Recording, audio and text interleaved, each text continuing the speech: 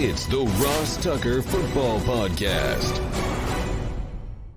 Oh, yeah, it is. But it's not just any Ross Tucker Football Podcast. It is a Wisdom Wednesday that we are dropping in your podcast app shortly after midnight because we recorded it Tuesday late afternoon. I am Ross Tucker, former NFL offensive lineman, 5 teams, 7 years. Please check us out and even more importantly, engage on social media at Ross Tucker NFL or at Ross Tucker Pod. We are presented by DraftKings. Love those dudes. Love all of you dudes that take advantage of any of our sponsors. Somebody just emailed me a Simply Safe one. Absolutely love it. You can always see our sponsors and their codes or the direct URL on the sponsor page at rosstucker.com.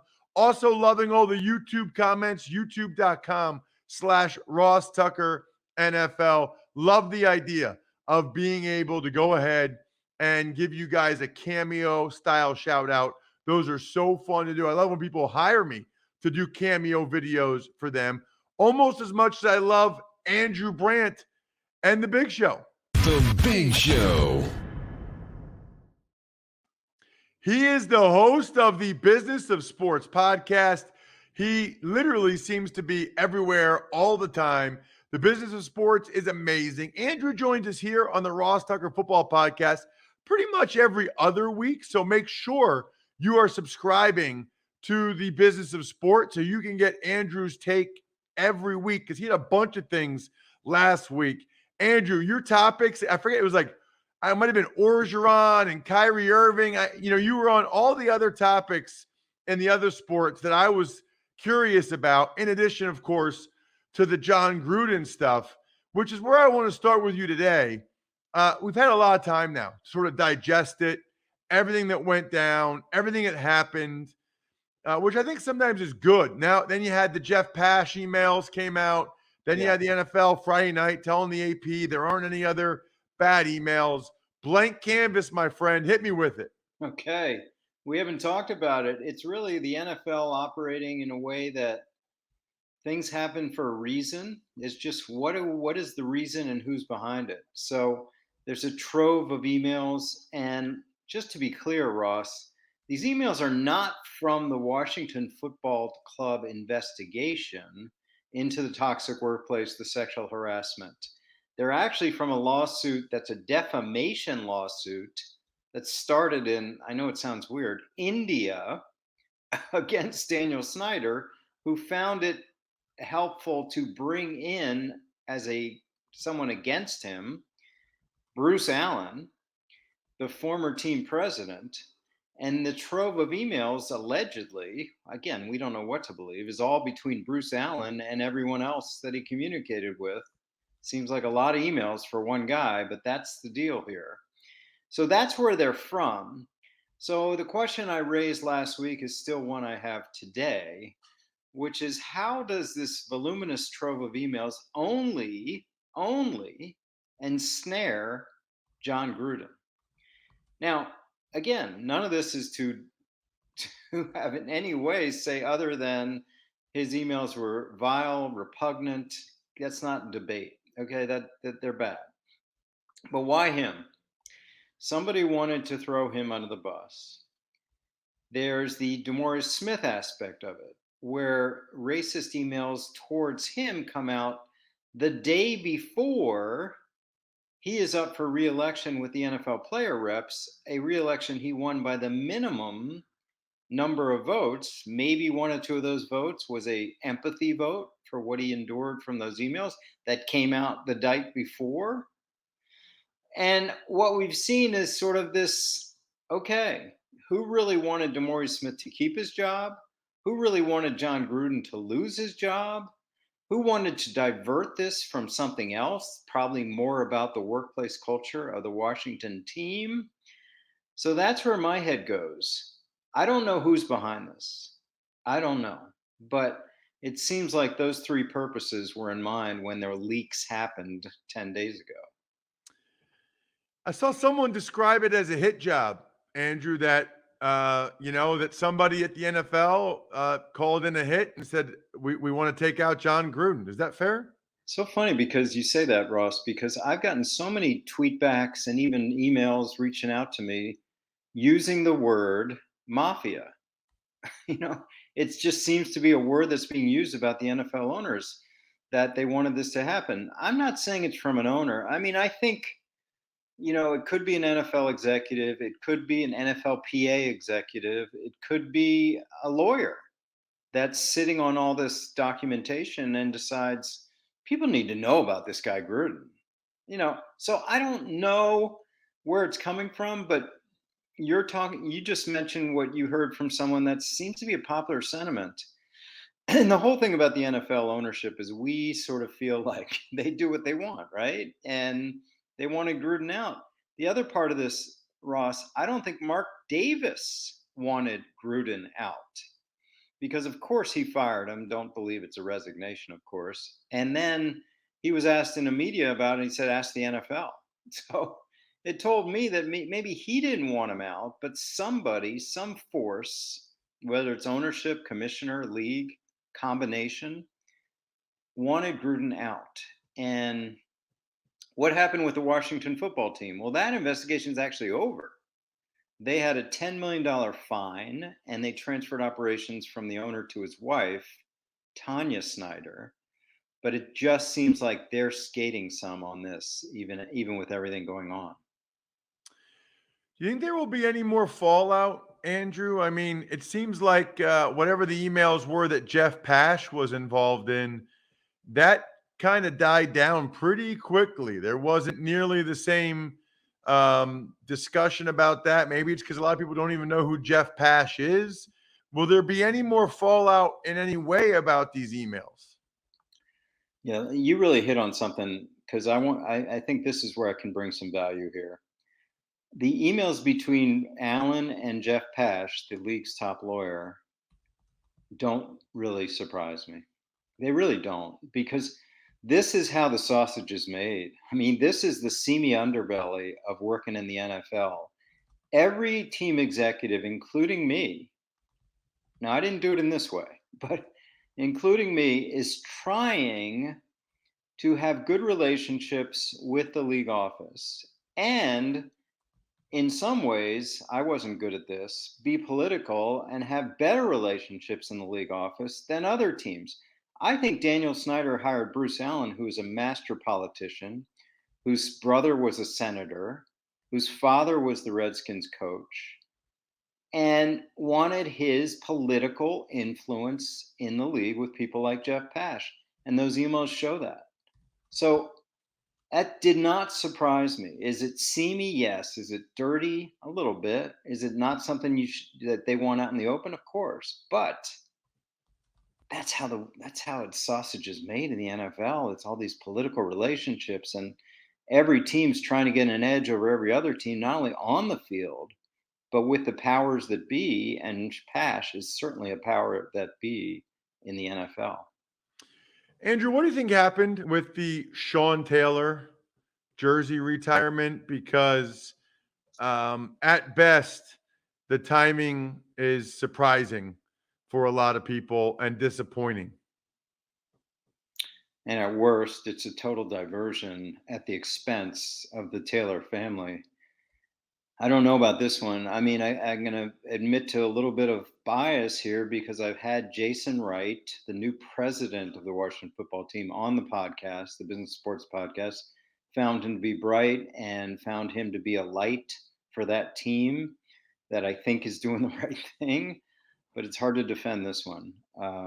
It just came out late. It seemed hairy. The photos are embarrassing in front of porta potties, etc. So you're right. At best, sort of a bad execution. At worst, trying to divert from this other story at the, what I say, at the expense of the Taylor family. Got it. Some other things I wanted to get into with you. Some are NFL related, some aren't. I guess a couple that are NFL related. TJ Watt, Andrew, highest paid defensive player in the NFL. The other night, Sunday night. He was the difference in the outcome of that game with the late sack to knock him out of field goal range. Then he has the strip sack. I guess I'm curious. I feel like there's only a handful of guys that really make the difference between winning and losing most of the time, and that those are the guys that you pay. Did you look at it that way? Did you guys ever talk about that? Like, this is a difference making player, Yeah. and we need to pay him whatever to make sure he stays. Yeah, I think you have to look at that. And, I think analytics can apply to finance as well. I mean, analytics is everywhere, but we didn't call it that. But you look at bang for the buck with payments, and, you know, just think of it in these terms. Running back, which is the lowest value position, how much paying a running back 10 million a year versus paying a running back 2 million a year? How much pop are you getting in that difference making?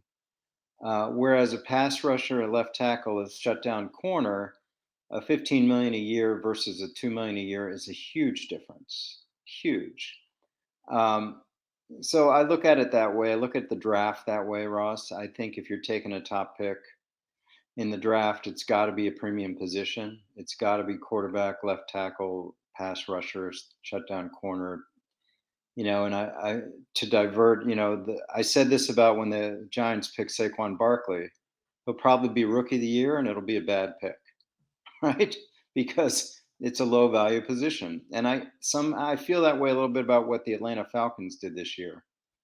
Pitts has no margin for error. You take a tight end at the fourth pick overall, he better be all pro. And if he's not, it's a bad pick. Well, we know the quarterback position has tremendous value. I couldn't help but watching those games Sunday, Andrew, and seeing Tua Tagovailoa play okay, had a really bad interception, played pretty well other than that, I'd say, though. But the Dolphins lose to the lowly Jags, their fifth straight loss. Then I see Sam Darnold with 3 more turnovers as the Panthers lose as well. We've heard all the rumors about the owners for those teams. David Tepper of the Panthers, Stephen Ross of the Dolphins. I even tweeted, Andrew, at Ross Tucker NFL. It felt to me like it was a good day for the Texans in the sense of Deshaun Watson's trade value. As it feels to me like as soon as the Panthers and the Dolphins decide that the guys they have aren't the guy, that could really help increase the market for the Texans. Yeah, I mean, I was more thinking of next year, especially the Eagles having potentially 3 picks in the top 10, 12, 15. But I think what you're referring to is this year, right? This year? Either this year or at a minimum in the offseason. It's like every time Tua and Darnold play poorly, or Jalen Hurts for that matter, all it does is help the Texans' chances of getting more in a haul for Watson.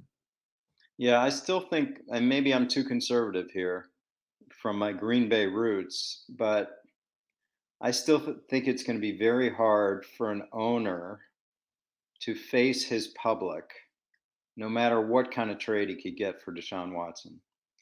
And from a pure football point of view, probably it'll be a good deal because of the things that are the problem, right?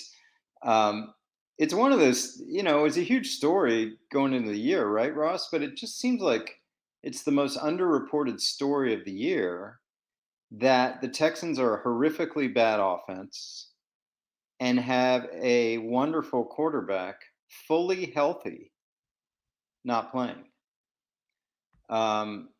It just sort of we just sort of write it off, right? So yeah, I mean, listen, I think 2022 is going to be the most interesting quarterback year because of Aaron Rodgers and Deshaun Watson and maybe Russell Wilson, and I just think there's going to be some massive stars in different places. Lastly, Andrew, a couple other situations that I know you might touch on this week on the business of sports, but Nick Rolovich, the Washington State head football coach, gets fired because there's a mandate for state employees in Washington to be vaccinated. He won't do it. And then you've got Ben Simmons on Tuesday, getting kicked out of practice and suspended for not participating in a drill. We've got some very interesting situations going on here, Andrew, in the business of sports. Care to comment on either one or both? What your thoughts were about these situations? Yeah, the vaccine is really an issue that I think is fascinating from a business point of view. Washington State and Washington State University has a mandate for vaccines. And listen, I'm at Villanova, see here, and I'm mandated for vaccine in order to teach there. He had, as I understand it, he got a medical exemption or religious exemption. I'm not sure which, but then it goes to a second tier at Washington State from the president to determine, even with that, should he be interacting with all these students? And of course, he interacted with dozens of students every day on the team, and they fired him. It came to a reckoning where he would not get vaccinated. They fired him. Now, the interesting part from the business and legal part of sports is they fired him with cause, meaning whatever hundreds of thousands or millions he has left on the contract, according to Washington State, they don't owe it. And you know my saying, there will be lawyers. But this goes to, I think, what's going on in the NFL and NBA with Kyrie, Ross. It's like, do you mandate? NBA and NFL have said, no, we're not mandating. We're making it tough for non-vaccinated, but we're not mandating. Colleges, businesses are mandating, and coaches are part of that. So I'm not sure how I feel about Rolovich. He had every chance to get vaccinated, and he chose not to. And I think he was well aware of the consequences. But of course, there will be lawyers. So on Simmons here in Philly, my kids we're Sixers fans. My comment is this: when Simmons signed a 5-year deal 2 years ago, my sons, like, Dad, it's great, we got Simmons, and I'm like, I don't know, I don't know. He seems like a different cat, And here we go. He doesn't want to be here. So now we're in this hold-in situation, right, Ross? We talk about this in the NFL. He's holding in. He's being a pain in the butt, and he's obviously being sent home for the first game, and then it'll continue. But I know a little bit about Daryl Morey, the GM of the Sixers. He's a stubborn sort as well. And I think for Sixers fans, they have to know he's not going to make a bad deal. So even if, Simmons is being a pain, he's not going to make a bad deal. So he'll wait for the right deal. And I would think Simmons stays home a while here. Now, if he shows up, they'll take him in if he's part of the team. But you've heard the comments today, Tuesday, where Joel Embiid says, we're not here to babysit. So that's not a good look. But advantage Sixers in that business situation. Check him out on social media at Andrew Brandt. Sign up for his Sunday newsletter. It's excellent. Read his column. And most importantly, subscribe to the Business of Sports podcast. Thank you, Andrew. Thanks, Ross. And thank you, Manly Bands. Manly Bands is here to rescue you from an otherwise hellish band buying experience. First of all, October is the #1 month for people getting married. So if you don't have your wedding band yet, make sure you go to Manly Bands. Secondly, if you're like me and you just want a second band that you can have and use, maybe it's for special occasions. Maybe your first band, like mine, is beat up from lifting weights, and mine absolutely is. They have all kinds of cool selections and materials: gold, wood, antler, steel, dinosaur bone, even the meteorites that killed them. Mine is steel. Mine's very similar to my original one. I like it. I don't need one to look a lot different. I just needed one that wasn't beat up. So while there's a 50% chance of your marriage working out, there's a 100% chance that you're going to love your wedding band. To order your Manly Band and get 21% off plus a free silicone ring, go to manlybands.com/Ross. That's manlybands.com/Ross for 21% off. Manly Bands, the best darn rings, period. Tux Takes. Hey, Ross. Well, let's start today. We'll go team by team. We got 5 teams with different injuries, different news. We'll start with the Eagles and Lane Johnson back after missing 3 games for mental health reasons. Right. Let's hope he's okay. He talked about anxiety, depression. Um, Certainly, I have had anxiety when I was an NFL player, but not to the level that it was diagnosed. Anybody I've ever talked to in those situations, it is completely debilitating, and it must be. Lane Johnson, very physically, mentally tough, must have been in a very, very bad place to not be able to play for those 3 games. Glad he's back. Hopefully, he's feeling better and can stay that way. Tuck's Takes. On to the Cleveland Browns, where running back Kareem Hunt and linebacker Jeremiah Owusu-Koramoah are going to be out at least a month. And let's talk about Baker Mayfield and a second MRI. Right. Now, Baker said that his labrum in his left shoulder is already totally torn. So it's already totally torn. He's going to have it operated on after the season. Says he wants to play Thursday night. Says he's going to play Thursday night. What I think is interesting is if he struggles, if he doesn't play well, at what point do the Browns say, you know what? Let's see what Case Keenum, a healthy Case Keenum, can do. I don't know the answer to that, but I find that interesting.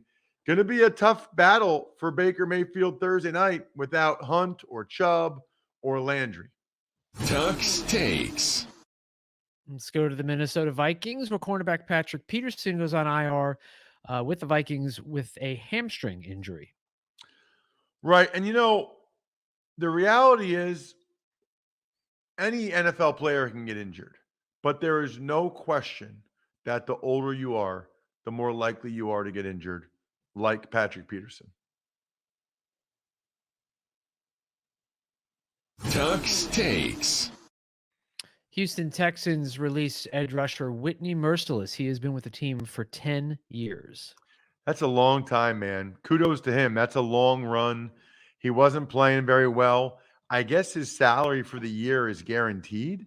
So if he goes somewhere else, they'll just pay him the minimum, and that will offset some of the money that the Texans owe him. But the Texans decided any money we can get back for this guy is worth it at this point. He's not part of the solution. Tuck's Takes. Injuries with the Titans include Cam Batson, torn ACL like Caleb Farley, and Julio Jones injured his hamstring again. Wow. They are pretty beat up going into that game against the Chiefs. Batson, a returner, is okay. Farley's tough because they have other injuries at that position. Julio Jones, again, another older guy that gets hurt a lot, another older guy with a hamstring injury. Tuck's Takes. And a couple other pieces of news. Cardinals tight end Zach Ertz taking out a full-page ad in the Philadelphia Inquirer. And Titans running back Derrick Henry stayed late after the game on Monday night to sign autographs. Good for him.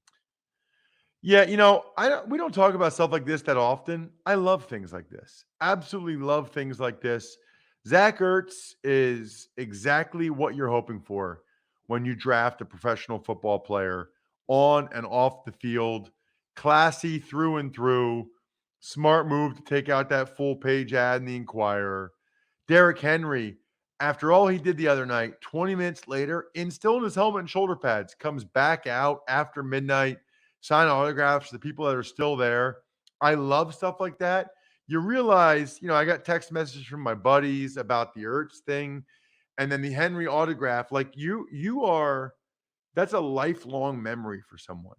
The power that you have in those situations when you're a guy like Derrick Henry, it's unfathomable. Speaking of that, by the way, Ronnie Stanley, this just came up while we were doing this, Bri. Left tackle for the Ravens. He's done for the year. He's going to go on IR and have ankle surgery, which is a bummer because they got a legit team. They got a team that has a chance to go to the Super Bowl. So it is a bummer that he's not going to be able to be a part of it moving forward, unfortunately. They could use him, but it's probably the right move for him and them since he already got that contract.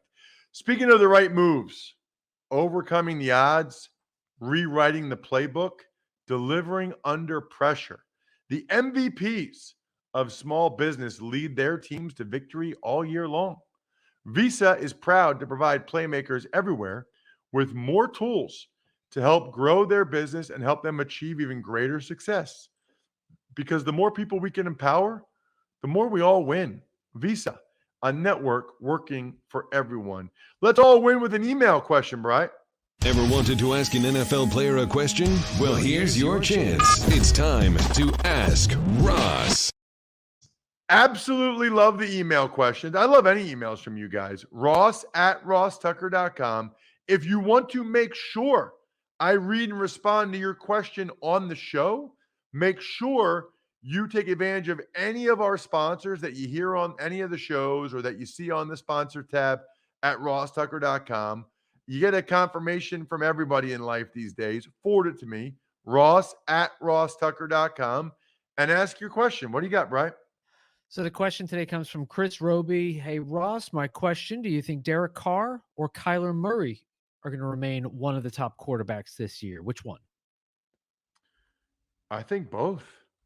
I think I've seen enough from both, Chris, that I think they're both MVP candidates. Certainly Kyler Murray more than Derek Carr, but they're both top 10 quarterbacks right now, maybe even top 5. Carr was awesome, Bri, in that game that you were at the other day. I was really, really impressed with Derek Carr and how he performed. And obviously, Kyler Murray's been fantastic. But let's focus on Derek Carr because October is Fall Car Care Month. You get it? Fall Derek Carr Care Month. AutoZone. Absolutely love AutoZone. Here's the key. Make sure you're ready. I'm a big believer in preparation. The separation is in the preparation. Don't be one of those people in life that gets caught unprepared with your car. You got dirty or old wiper blades. You run out of windshield washer fluid. You got to try to find a gas station somewhere, pull over because you can barely see. Your lights are so dull that you can't see at night that well. No, no, no. You're better than that. We are better than that. Stay safe this fall car care month. Visit your nearest AutoZone or head to AutoZone.com to start your job today. Get in the zone, AutoZone, and we've got some patrons that deserve some love because they are, I think we're done here, members of patreon.com/RTmedia, which means they get all the even money bets. They get all the private Tuckhead Slack channel, but they also get a shout out for their business. Pizza Boy Brewing, delicious. Sporticulture, awesome. Vision Comics with an X, cool. HumanHeadNYC.com, vinyl records. SteakhouseSports.com, very fun. Love them all. Tomorrow, we will, and actually today, because we're recording this on a Tuesday afternoon, Joe Dolan, Fantasy Feast. Make sure if you play fantasy football at all, you listen to that show because Joe knows fantasy. I think we're done here. Thanks for listening to the Ross Tucker Football Podcast. Make sure to also subscribe to the Fantasy Feast, Even Money, Business of Sport, and College Draft. All available at Apple Podcasts, rosstucker.com, or wherever podcasts can be found. A lot of times on the show, I mentioned DraftKings. Here's what you need to know. You got to be 21 or older, New Jersey, Indiana, or Pennsylvania only. New customers only. Restrictions apply. See DraftKings.com/sportsbook for details. Gambling problem, call 1-800-GAMBLER, or in Indiana, 1-800-9-WITH-IT.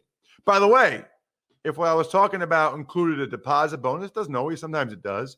Deposit bonus requires 25 times playthrough, and deposit bonuses are paid out in site credit.